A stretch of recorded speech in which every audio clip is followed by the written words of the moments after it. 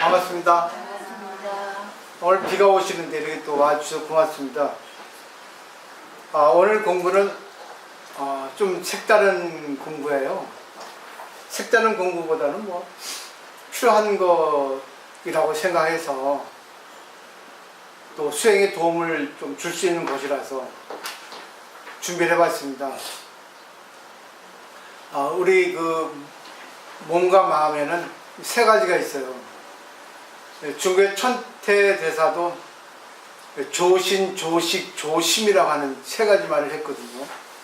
조신은 몸을 단정하게 조절하는 거고, 조식은 숨을 조절하는 겁니다. 그 다음에 조심은 마음을 조절하는 거예요. 우리가 호흡이 가쁘면 그 사람은 좀 경망하고 조금 이렇게 성급하고 마음을 조절하지 못하는 경우가 있고, 몸도 조금 이렇게 단정하지 못하면 그 사람의 마음은 좀 이렇게 거칠죠. 그래서 오늘은 이제 호흡에 대해서 좀 이렇게 생각을 해보기로 하겠습니다. 제 나름대로 이제 준비를 했어요. 이런 집에 가서 보시고, 첫 번째는 호흡이라는 거는 인간이 살아가는 데서 가장 중요하죠. 물론 몸도 중요하고 마음도 중요해요. 근데 호흡은 끊어지면 죽거든요. 그래서 호흡은 우리가 살아가는 데서 참 중요합니다. 그런 말이 있죠. 신심불이, 물심불이라 하는 것. 몸과 마음이 둘이 아니고 물건과 마음이 둘이 아닙니다. 그러니까 우리는 마음을 조절하는데 이 마음을 조절하는 게 참 쉽지 않거든요. 그래서 형태를 먼저 몸을 조절하고 그 다음에 이제 호흡을 조절하는 겁니다. 그래서 몸과 호흡과 마음은 세 가지가 하나다. 그러면 따라오는 게 돈이다 그럽니다. 참 재밌어요. 그래서 신심불이, 물심불이라고 하는 말이 불변이 있어요. 우리 인간 보면 잠수부도래요. 유디치나 그런 분들 보면은 3분 정도 물속에 들어가서 호흡을 참는 법을 배운다 합니다. 쉽지 않아요. 3분 이상 되면 대부분 뭐 죽음에 이른다고 하죠. 5분 정도 되면 많이 죽음이고요. 그만큼 숨이 중요합니다. 우리가 태어날 때 보면은 응야 하고 태어나잖아요. 응야는 숨을 뱉는 거거든요. 그리고 그 다음에 죽을 때는 숨을 들이쉬면서 숨이 나오지 않아요. 그리고 이제 고향으로 떠납니다. 그래서 숨을 뱉고 숨을 들이쉬고 하는 것을 아움이라고 하거든요. 범어로. 출입구도 나가고 들어오고 호흡도 내보내고 들이쉬고, 그러니까 날숨 들숨 이렇게 얘기하거든요. 그래서 숨을 쉰다는 것은 우리가 살아간다고 하는 것이라고 말을 할 수가 있다는 거죠. 경전, 근본 불교의 경전을 보면 입출식 염경이라 하는 경전이 있어요. 이거는 숨을 들이쉬고 내쉬고 하는 그런 거를 생각한다, 염한다, 바라본다 하는 그런 뜻이거든요. 여기 보면은 우리가 숨을 호흡할 때 나는 지금 길게 숨을 뱉고 있다, 내뱉고 있다, 길게 숨을 들이쉬고 있다. 또 호흡에 또 의식을 향하는 것을 이렇게 가르치는 거예요. 숨을 쉴 때 들이쉬고 숨을 내쉴 때 내쉰다고 이렇게 생각하는 거. 그래서 그런 것에 대한 내용이 설명되어 있죠. 그리고 이제 날숨 들숨, 그죠? 호흡, 여기에 대해서 의식을 향하고, 그리고 호흡과 같이 응용, 생각을 모으면 호흡할 때 항상 나는 들이쉬고 있다, 내쉬고 있다, 나는 또 뭐예요? 탐욕과 걱정을 주목하고 있다, 또 무상을 관하고 있다, 이렇게 항상 호흡할 때마다 의식을 향해서 진리를 거기서 적용해서 호흡을 하고 있으면 대과 대공동이 있다는 겁니다. 대과는 큰 결과가 있고 큰 공동이 있다는 거예요.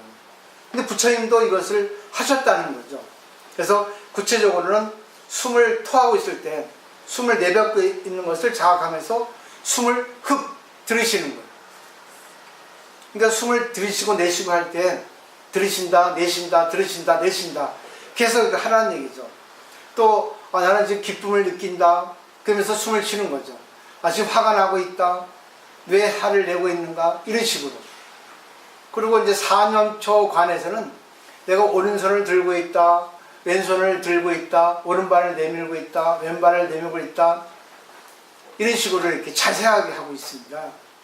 저는 이거 중요하게 생각 안 했어요. 근데 일반적으로 공부를 잘하면 저절로 됩니다. 근데 공부가 안 되면 몸이, 호흡이 조절이 안 되는 거예요. 근데 호흡이 조절 안 되고 몸이 조절 안 돼도 마음이 조절되면 될 수가 있어요. 상당히 뛰어난 사람.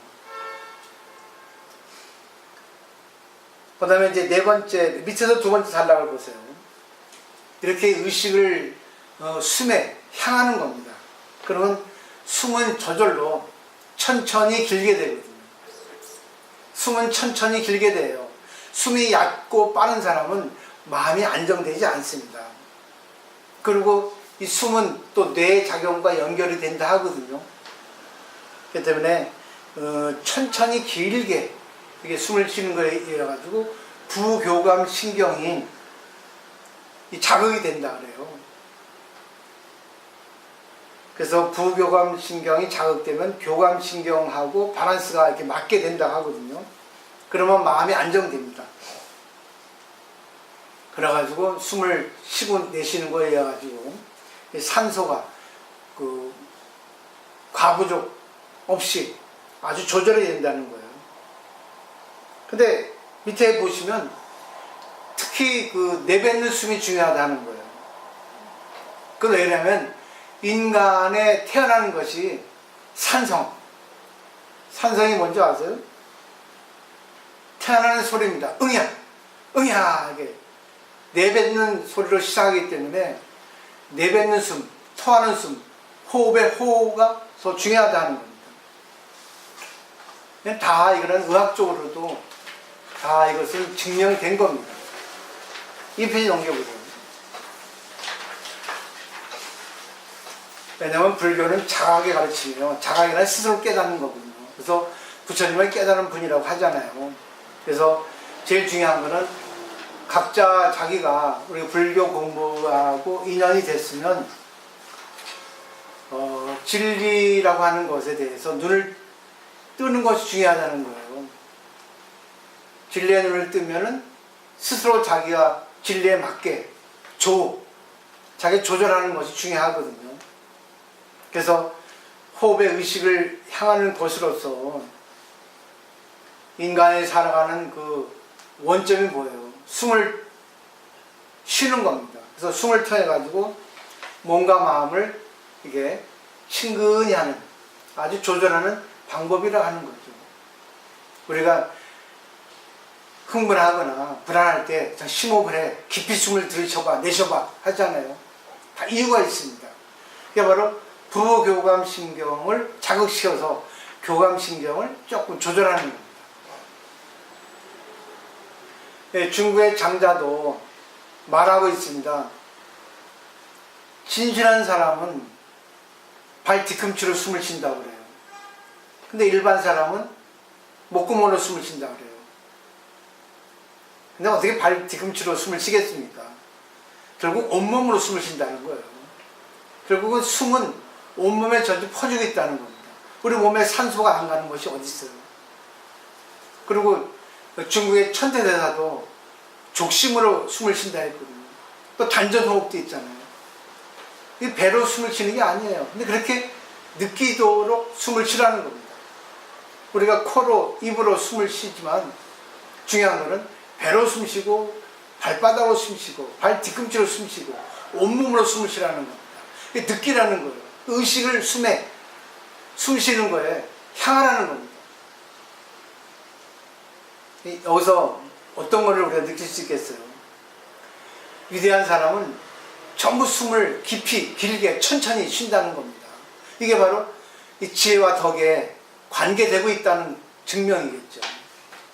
그죠? 아시잖아요. 말 빨리 하는 사람, 물론 저도 말 빨리 하지만 중요한 거는 경박한 사람, 그리고 조금 이제 승질이 급한 사람, 화를 잘 내는 사람은 숨이 얕고 빠릅니다. 그렇기 때문에 숨을 깊이 하고 좀 자기를 조절할 수 있는 사람은 차분해요. 숨이 안정되어 있습니다. 천천히. 그래서 평생 우리가 의식을 숨에 향하는 일은 별로 없거든요. 근데 일부러 좀 우리 숨 쉬는 거에 대해서 조금 깊이, 여러분 한번 보세요. 지금 가만히 숨을 쉬는데 3초? 5초? 10초? 들이쉬고 내쉬고 몇 초 걸립니까? 5초 걸리죠? 근데 1분 정도만 돼도 상당히 이거는 뛰어난 분이에요. 10초도 괜찮습니다. 그렇기 때문에 이걸 매일 아침 저녁으로 5분 10분 정도 가만히 해보라는 거야. 가만히 앉아서. 그래서 중국의 천태에서는 조신, 몸을 단정히 앉아서 뭐 결가부자도 되고 또 반가부자도 되고 아니면 정자, 무릎 꿇고 아니면 의자에 앉아서 숨을 이렇게 깊이 들이쉬고 내쉬는 거예요. 그 방법이 또 있습니다. 우리가 숨을 쉴 때 보면은 코로 쉽니다. 코로 쉬는데 한번 보세요. 들이쉴 때 배가 나옵니다. 그죠? 의식을 해서 배를 심차게 내보세요. 그죠? 나오죠? 그죠? 그리고 숨을 들이쉬고 한 3초 정도 참고 있어요. 그리고 그 다음에 어떻습니까? 천천히 입으로 내쉬는 겁니다. 근데 입으로 내쉴 때 한 10초 정도 해보세요. 10초 안 돼요. 근데 천천히 내쉬는 거는 안에 이산화탄소가 들어있거든요. 들이쉬면 산소인데 안에 이산화탄소가 있거든. 그죠? 그러면 그거를 갖다가 천천히 내뱉는 거예요. 그러면 이산화탄소가 나오지 않기 때문에, 천천히 나오기 때문에 숨이 가파져요. 산소를 느끼게 됩니다. 그때 부교감신경, 세로토닌이 활성화된다고 해요. 그걸로 인해 가지고 우리가 마음이 안정되고 마음이 조급해지지 않는다는 겁니다. 이거는 학자들이, 의학자들이 다 증명된 겁니다. 특히 뇌과학자들, 의사들 다 증명되어 있어요. 그래서 의사들이 불교를 공부한 사람들은 대단히 뛰어납니다. 뭐 원래도 뛰어나지만 정신세계에 있어서 육체세계를 같이, 그래서 요즘에 신심의학이 많이 이렇게 뭐 대두되고 있죠. 쭉 서놨어요. 그죠? 결국은 이제 잘 보십시오. 숨이 들어가서 나오지 않으면 죽습니다. 근데 숨을 쉬는 것을 우리가 당연하다고 생각하면 안 돼요. 숨을 쉬기 위해서 심장이 있어야 되고 산소가 있어야 되고 그리고 몸의 전체가 밸런스 맞아야만이 우리가 숨을 쉴 수 있고 살아갈 수 있다는 거예요. 음식을 먹는 것도 숨을 쉴 수 있어야 됩니다. 그렇기 때문에 이거를 갖다가 자꾸 의식적으로 숨을 쉬다 보면 큰 공덕이 생긴다는 거예요. 그 공덕이 뭐예요? 나는 살려주고 있구나. 아, 나는 이제 덕분이구나. 모든 것 덕분에 내가 살려주고 있고 모든 것에 감사해야겠다는 생각을 하게 된다는 거예요. 이게 불교입니다. 이게. 그죠? 맨 밑에 단락 보세요. 스트레스를 만나면 자율신경, 특히 교감신경이 활성화됩니다. 이 교감신경이라는 것은 투쟁이나 도주냐 살기 위해서 아주 위급한 상황에 이게 작용하는 교감신경이거든요. 그죠?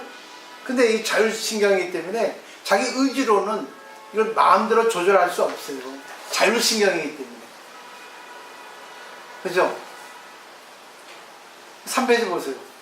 자율신경이기 때문에 내가 심장 박동을 조금 빠르게 하자, 늦게 하자, 또 맥박을 좀 빠르게 하자, 늦게 하자, 조절하자, 또 위장 운동은 또 뭐예요? 억누로 피면 좋다, 이렇게 하자, 혈당치를 좀 낮춰주자, 늘려주자 하죠. 그럼 자율신경 때문에 안 되는 거예요. 근데 호흡은 다릅니다. 그래서 호흡에 주목을 한 거예요. 옛날 부처님께서는. 요즘 호흡법을 많이 이렇게 하고 있습니다. 잔전호흡도 하고 또 명상할 때도 호흡을 조절하는 그런 훈련을 합니다. 호흡은 자신의 의지로 천천히 하게 할 수 있고 빨리 하게 할 수 있어요. 이 호흡을 조절하면 결국 뭐예요? 부교감 신경이 활성화돼서 결국 내 마음이 안정된다는 거예요. 여유가 생긴다는 거죠. 그래서 우울증 걸리는 사람은 교감 신경이 발달해 있습니다. 부교감 신경이 발달해 있지 않았어요. 그러니까 항상 불안합니다. 항상 뭐예요? 초조합니다. 그래서 세로토닌이 부족한 거예요. 물질인데. 그래서 호흡에 의해서 자율신경을 이렇게 억제할 수 있다는 거예요. 그래서 호흡을 천천히 하면 심장 작용도 천천히 되고 혈당치 내려간다는 거예요. 그래서 호흡을 돕는 게 또 뭔지 아세요? 미소예요. 항상 웃으면서 보내시면 좋을 것 같아요. 승질 내면서도 하하하 웃으면서 아이고 저거 승질 내보세요. 그러면 희한하게 이것이 중화됩니다. 항상 미소를 짓는 연습을 하세요. 참 재밌죠? 내 마음대로 안 되는 거 억지로 내가 공부를 했으니까 미소를 띠면서 호흡을 심호흡 길게 들이쉬고 내쉬는 걸 통해서 한번 연습을 해보시면 좋을 것 같아요. 이거 가끔 제가 해드리도록 하겠습니다. 그 다음에 호흡에 의한 뇌의 변화가 있어요. 일본 제가 의사인데 타카다 악기 가지라고 하는 의학자의 말을 빌어서 제가 설명을 드리는 거예요. 호흡에 의한 뇌의 변화가 또 주목되고 있거든요. 그것은 세로토닌이라는 그런 물질이 있습니다. 세로토닌 많이 들어보셨죠? 도파민은 흥분 물질이고 세로토닌은 안정 물질입니다. 그래서 세로토닌이 많이 나와야 돼요. 그래서 세로토닌 신경 전달 물질이거든요. 이 부족하면 기분이 어두워지고 우울증 걸려요. 없어져요. 심하면 우울증 걸린다고 돼 있죠. 그래서 우울증 걸리면 뇌 안에 세로토닌 늘리는 약을 처방하는 것이 보통입니다. 세로토닌이 많아지면 기분이 밝아지고요. 의욕도 증가한다고 그러거든요. 우리가 숨을 쉴 때 숨을 멈추면 숨을 길게 하면은 숨이 가빠져요. 왜? 산소가 부족하고 이산화탄소가 많기 때문에. 그죠? 혈중 농도, 이산화탄소 농도가 높아진단 말입니다.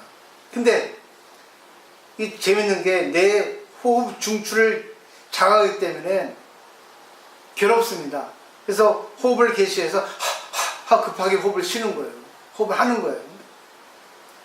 왜냐? 혈중에 그죠? 피 안에 이산화탄소를 빨리 내보내야 하는 거죠. 근데 재밌는 게 뇌로 가는 혈액이 이산화탄소 양이 늘어나면 뇌 안에 세로토닌의 분비가 높아지는 것을 알게 된 거예요. 그래서 세로토닌이 늘어난다 하는 것은 정신이 치유된다 하는 거예요. 그렇기 때문에 호흡을 길게 하라는 거예요. 숨을 참는 훈련을 하라는 겁니다. 그 숨을 쉬는 것도 중요하지만 내뱉는 것이 더 중요하다는 거예요. 숨을 토할 때, 숨을 내뱉을 때, 날숨을 할 때 천천히 길게 하라는 겁니다. 쉽지 않아요. 그죠? 좀 해보십시오. 쉽지 않아요. 그러니까 이것이 잘 안 되니까 하죠.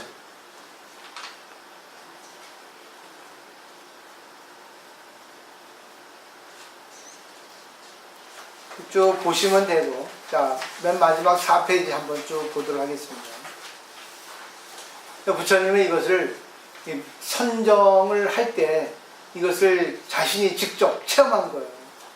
물론 전생부터 이것을 알고 있었겠죠. 그렇기 때문에 부처님은 호흡에 의한 그 수행법, 명상법을 그래가지고 그 수식관을 경전의 말씀에 놓으신 겁니다. 그렇게 말씀하고 계세요. 자신은 이 여름에 할 수 있으면 호흡을 천천히 하는 걸 배웠다. 그러자 몸의 피로도 회복이 되고 기분도 밝아지고 상쾌하게 되었다. 천천히 하는 거 이제는 배우셨죠? 물론 이 호흡을 천천히 하지 않아도 정신세계가 높은 사람은 이것이 가능해요. 근데 우리가 잘 안 되니까 호흡을 통해서 우리가 정신세계를 또 높이자, 이런 방법도 있다는 겁니다. 우리가 한번 잘 생각해 보세요. 마음이 산란하고 그러면 우리가 샤워를 하고 옷을 이쁘게 입고 화장을 하면은 마음이 안정되고 마음이 고급스러워집니다. 근데 보세요. 화장도 안 하고 옷도 그냥 대충 입고 지저분하게 입고 그 밖에 나가면 슬리퍼 달랑달랑 끌고 삼색 스스바 신고 나가보세요. 그럼 어떻습니까? 아이고 침 딱 뱉고 껌짝짝 씻고 그럽니다. 아주머니들 때문에 나이가 들면 들수록 이쁘게 입고 다녀야 돼요. 이쁘게 화장도 이쁘게 하시고 기억하는 게 아니에요. 그거는 남에게 잘 보이는 게 아니라 남에게 즐거움을 주기 위해서요. 나이 드신 분들 보면은 대충 하고 다니면 좀 보기 쉽지 않아요. 근데 연세가 드셔서 저분은 꼭 고급스러운 옷이 아니더라도 화장을 짙게 하지 않아도 좀 깔끔하게 머리도 좀 이쁘게 하고 다니시면 야, 아름답다. 연세가 들어도 고울까. 나도 아주 저렇게 늙어야 되겠다. 이런 생각하게 되거든요. 그리고 또 아주머니들이 연세가 들면 들수록 말도 고급스럽게 하고 조금 조곤조곤하고 교양 있게 해야지만이 또 남에게 귀감을 줄 수 있는, 야, 난 저렇게 늙어야겠다. 아, 정말 이쁘게 늙으셨네. 그냥 나이 먹은 게 아니네. 저분은 얼마나 평소에 공부를 많이 했을까. 정말 자신을 가꾸시는 분이구나. 이렇게 될 수 있거든요. 근데 요즘에 일반 사람들은 그래요. 젊어서 화장하는 걸 뭐 당연시 하지만 나이 들어서 화장하는 거, 그리고 옷을 이쁘게 입는 거, 옷을 이쁘게 합니다 해서 고급스럽게 입는 게 아닙니다. 깨끗하게 어울리게 그렇게 입는 것을 필요로 한다는 얘기예요. 그래서 몸을 단정하게 하고 숨을 조절하고 그러면 마음은 저절로 된다는 거예요. 또 미소 띄는 거, 말할 때도 조금 좀 이렇게 존중스럽게 또 경어로 아름답게 부드럽게 이쁘게 말하는 것도 평소에 훈련이 아니면 안 된다는 겁니다. 그래서 부처님은 항상 들숨날숨 호흡을 희미하게 천천히 하라는 겁니다. 부처님 말씀이에요. 제가 번역해 온 겁니다. 조금 제가 부연 설명을 이렇게 보충했고, 그리고 경전에는 그 교단의 중요성을 얘기하고 있거든요. 교단이 번영하기 위해서는 7가지, 6가지의 법칙이 있습니다. 첫 번째는 자주 서로 모여서 가르침을 서로 말해야 됩니다. 두 번째는 서로 화합해서 공경하고, 세 번째는 가르침을 우리로 존중하고 또 함부로 그것을 고치지 않고 자기식으로 고치지 않고, 네 번째는 장유, 연장자, 나이 어린 사람 서로 사귈 때 예의를 가지고 해야 됩니다. 윗사람은 아랫사람을 사랑하고 아랫사람은 윗사람을 공경해야 됩니다. 근데 이상하게 신도도 그렇고 일반 신도들은 보살님 하면서 나이 무시하면 안 됩니다. 나이는 똥구멍을 먹지 않아요. 그죠? 그 때문에 장유유서가 꼭 필요합니다. 그 다음에 5번째는 마음을 지키고 정직하고 공경을 뜻으로 해야 된다는 거예요. 6번째는 폐쇄된 곳, 감춰진 곳, 은밀한 곳에서는 행위를 청정하게 하고 상대를 먼저 우선을 하고 자기를 뒤로 하고 그 도에 따른다는 겁니다. 항상 당신 먼저. 그런 거예요. 나는 그 다음이고 그랬잖아요. 제가 부산들하고 같이 공양할 때는 어머니 먼저 수저 드신 다음에 했잖아요. 이거는 기본 예절입니다. 있으니까 먼저 먹어. 그건 가정교육이 안 된 거예요, 사실. 아무리 많이 배우고 그건 중요하지 않아요. 예법이 없잖아요. 예의범절이 가정교육이 안 된 거거든요. 근데 우리는 평소에 그걸 잊어버리고 있다는 거예요. 그런 건 자기도 그러는데 자식이 당연히 배우죠. 왜? 자식은 부모의 말 안 듣습니다. 부모의 하는 모습을 보고 배우지. 그래서 자식이 하는 거는 반드시 부모의 모습을 따라 배우는 거예요. 마지막 번 7번째는 사람들을 사랑하고 오는 자를 후하게 대접하고 병든 자는 소중하게 간병한다. 7가지를 지키면 교단은 세잔하지 않는다 되어 있어요. 불교 성경에 나와 있습니다. 또 화합에 대해서 마찬가지 또 6가지 법이 있어요. 교단 화합이 6가지 원칙이 있는데, 첫 번째는 자비의 말을 하고, 두 번째는 자비의 행위를 행하고, 세 번째는 자비의 마음을 지키고, 네 번째는 얻은 것을 서로 나누고, 다섯 번째는 청정한 계법을 지키고, 여섯 번째는 서로 바른 견해를 갖는다. 근데 보세요. 자비와 화합을 여기서 얘기하고 있습니다. 자비와 공경이에요. 왜? 내가 존재하기 위해서는 남에 의해서 존재되어집니다. 때문에 이런 교단을 우리가 많이 만들어야 돼요. 돈이 먼저가 아닙니다. 뭐가 먼저예요? 화합이에요. 서로 공경하는 거예요. 서로에게 배우는 겁니다. 자비 다 돼 있죠? 자비는 뭐예요? 남에게 기쁨을 주고 남이 아프면 남의 아픔을 같이 공유하고, 이게 자비예요. 그리고 거기 보시면 영화나 돼 있죠? 일본 황태자가 내려갔어요. 그래서 연호가 바뀌었습니다.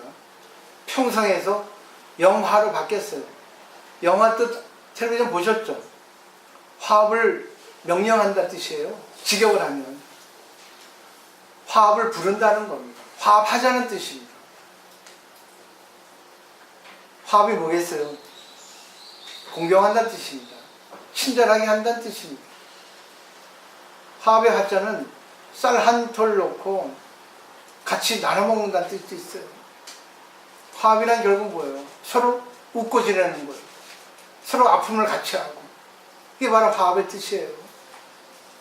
그렇기 때문에 화합을 하기 위해서는 어떻게 되겠습니까? 서로를 공경해야 됩니다. 오늘 비가 왔어요. 비가 오면 오늘 절에 가려는데 비 와서 아이고 오늘 그냥 비 오니까 추적추적하니까 에이 가지 말아야지, 가기 싫다 하는 분도 있어요. 그렇지만 오늘 비가 오니까 야 멋진 우산 쓰고 장화 신고 눌러라라 하고 절에 가야지. 부처님께서 절에 가는 거 아시고 오늘 또 추억을 만들어 주시려고 비를 내려주시구나. 비는 우주의 작용이기 때문에 내 마음대로 할 수 없어요. 자, 어떻게 하느냐에 따라 달라집니다. 아, 오늘 오니까 또 만둣국을 주신다네. 야, 만둣국 싫어하는데 아이고 해피는 또 만둣국이 나왔어. 근데 야, 만둣국 싫어해도 절에 와서 만둣국이 인연이 됐으니까 한번 먹어보자. 어떤가. 이러면 또 만둣국이 다르게 맛을 또 느낄 수 있어요. 모든 걸 즐겁게 할 수 있는 그 마음가짐이 그거예요. 이 세상은 자기가 좋은 것도 있고 자기 싫은 것도 있습니다. 그렇죠? 근데 자기가 싫은 것도 해야 할 경우가 있고 자기가 하고 싶은 것도 못할 때가 있습니다. 그렇기 때문에 부처님께서는 4가지 괴로움, 8가지 괴로움 중에서 사랑하는 사람과 헤어지는 괴로움, 미운 사람과 만나는 괴로움이 있거든요. 근데 그걸 넓게 해석하면 하고 싶은 거 못하는 괴로움, 하기 싫은 거 해야 되는 괴로움, 이거를 내가 다 어떻게 받아들이냐에 따라서 내 마음이 달라지는 거야. 그때 심호흡 깊게 하는 거예요. 아, 오늘 이것이 인연이 됐으니까 내가 오늘은 이것을 내가 받아들이자. 심호흡. 왜? 이것이 나를 살려주는 인연이구나 생각할 수 있게 되는 거거든요. 잘 한번 생각을 해보시고, 불교는 자기를 성장시켜줘요. 부처님은 자기 마음속에 있거든요. 또 부처님은 밖에도 있어요. 그렇기 때문에 우리가 관세음보살을 부르는 거는 밖에 부처, 나의 부처를 일치시키는 거예요. 화합하는 겁니다. 그것이 화합이 원만히 구성이 될 때 기도도 이루어지고 내 마음도 성장이 돼요. 그렇기 때문에 내가 하고 싶은 것만 하는 것이 아니라 하기 싫은 것도 즐겁게 할 수 있을 때, 하기 싫은 것을 즐겁게 할 수 있을 때 자기 마음을 성장시킬 수 있다는 겁니다. 이제 나이가 먹으면 몸도 아파지고 또 귀찮아집니다. 근데 야, 나이가 먹으니까 아픈 건 당연하잖아. 아파도 내가 싫은 것도 할 수 있는 내 정신세계를 만들어보자. 왜? 부처는 깨달음이니까. 내가 깨달아보자. 뭘 깨달아? 내가 지금 나이가 들어서 모든 것에서 살려주고 있으니까 좀 있으면 죽으니까 자, 어떤 것도 다 감사하게 받아들여 보자. 이렇게 하시면 될 것 같아요. 중요한 거는 좋은 거는 좋다고 감사를 느끼는 거. 또 당연한 것도 당연하다고 느끼는 게 아니라 야, 당연하지만 참 감사하다. 그리고 세 번째 마지막 뭐예요? 싫은 것도 감사로 느끼는 거. 내가 싫어하는 상대도 감사로 느낄 수 있으면 그건 최고의 공부죠. 그죠? 어떤 사람이 눈이 아파서 실명 위기에 놓였는데 안과에 가서 고쳐서 눈이 보이게 됐어요. 그래서 이번엔 천주교 신자인데 신부한테 아이고 신부님 덕택에 제가 눈이 보이게 됐습니다. 정말 기적입니다. 신의 가호가 내렸습니다. 하니까 신부님 뭐라는 줄 아세요? 눈이 보이는 것도 기적이지만 눈이 보이지 않는 것도 기적입니다. 기가 막힌 말 했습니다. 나에게 오는 것 모두 다 기적이에요. 내 마음 바꾸는 것도 기적입니다. 화내는 것도 기적이고 화를 조절하는 것도 기적이에요. 그 때문에 제일 중요한 거는 천승에 뭐라 있습니까? 수리수리 마술 수수리 사바 숭구레 당달 쿵쿵당 수리수리 입술이 하자는 얘기예요. 그럼 범어인데 수리라는 것은 길상조라는 뜻이거든요. 길상조는 찬탄 축원의 뜻이 있다고 그래요. 찬탄합니다. 남을 칭찬하는 거예요. 축원, 남을 빌어주는 겁니다. 우리는 찬탄한다면 남이 잘하는 거, 남이 대단한 거, 뛰어난 거를 찬탄한다는데 부처님은 그렇지 않아요. 그분이 지금 살아가고 있는 생명에 대한 찬탄을 하자. 불성이 있는 것만 가지고 찬탄하자. 그 사람이 불성이 있는 건데 지금 인연에 따라서 안 좋은 것도 할 수 있고 지금 인연에 따라 좋은 거 할 수 있다. 그분의 근본 자체에 대해서 찬탄하자. 근데 그 예를 들어서 경전에는 어느 비구 스님이 병에 들었어요. 그리고 아무도 거들떠보지 않아요. 근데 부처님은 스스로 그 비구한테, 제자한테 가서 내가 그대를 돌봐주겠다. 그리고 그 냄새나는 옷을 빨아주고 목욕을 시켜주고 간호했습니다. 근데 그 사람을 왜 아무도 안 받겠습니까? 그 사람이 평소에 관계를 못한 거예요. 자기 혼자 독선제이고 잘난 체하고 그러다 보니까 병에 걸리니까 주위 스님들도 아이고 저거는 좀 과거 받은 거야. 거들떠 보지 않은 그 비구 스님을 부처님은 돌봤습니다. 왜? 생명의 위대함, 생명에 대한 찬탄하는 거예요. 이게 바로 근본의 불성에 대한 찬탄입니다. 그 때문에 상대가 못하는 거는 그분의 인연이에요. 상대가 잘하는 그분의 인연이에요. 상대가 못할 수 있고 잘할 수 있거든요. 그때그때마다 그 근본 속에 있는 불성에 대해서 우리가 관할 수 있으면 그게 바로 관세음 보살입니다. 상대가 미워도 어떻게 돼요? 하는 행동은 밉지만 그 사람의 근본은 뭐예요? 부처님이거든요. 근데 왜 나한테 믿게 하겠어요? 나에게 보살을 하는 거예요. 나의 못난 마음을 가르쳐 주려고 일부러 미운 짓 하는 거예요.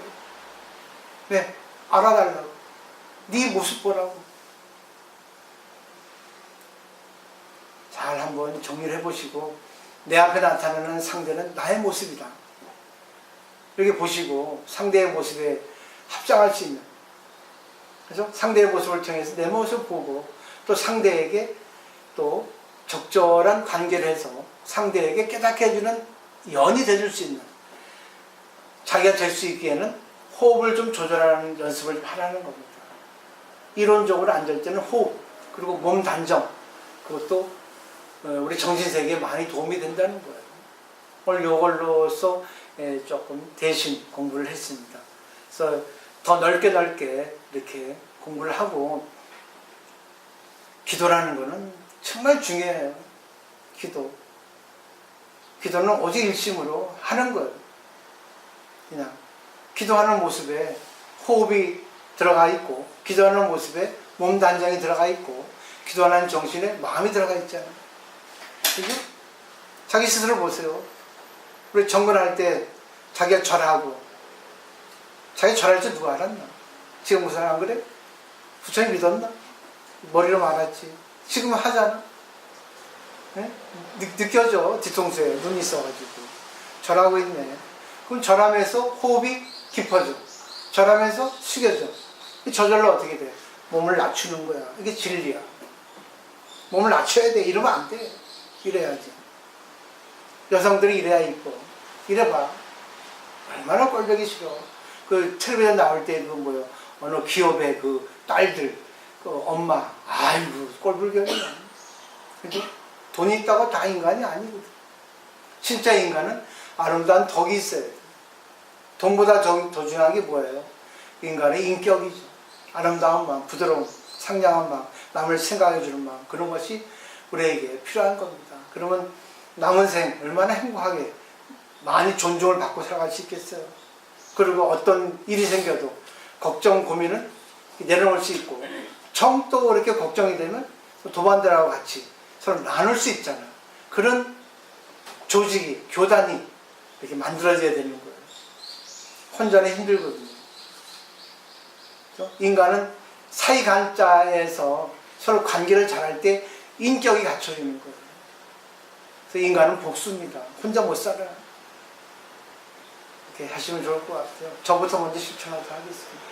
고맙습니다.